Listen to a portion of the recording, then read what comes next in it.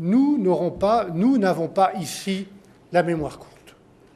Et nous nous souvenons que le soutien public au secteur financier, à ce jour, représente un engagement de 1 600 milliards d'euros,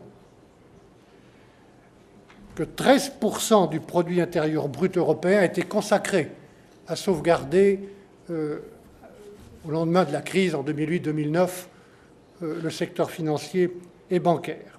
Et si, malgré tout cela, la prévention, qui coûte toujours moins cher que la réparation, en matière écologique comme en matière financière, si malgré cela la prévention ne suffit pas, alors nous avons également prévu des textes pour que la mise en faillite éventuelle d'une banque soit ordonnée et non pas improvisée.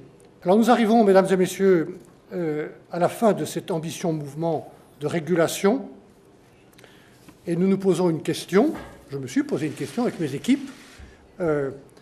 Est-ce que, lorsque toutes ces règles sont appliquées ou seront appliquées, beaucoup rentrent en vigueur en ce moment même, comme CRD 4, d'autres vont entrer en vigueur, est-ce que tout ça suffit pour traiter tous les risques du secteur bancaire, protéger les déposants, stabiliser l'économie, préserver les contribuables?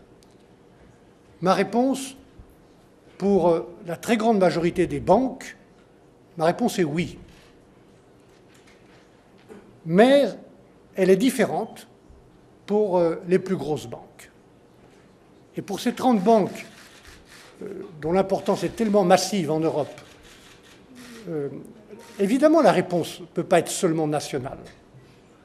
Elle doit être européenne et à l'échelle du marché unique. Ces banques, en anglais, je pourrais dire, comme d'autres, qu'elles sont too big to fail, too costly to save, and too complex to resolve.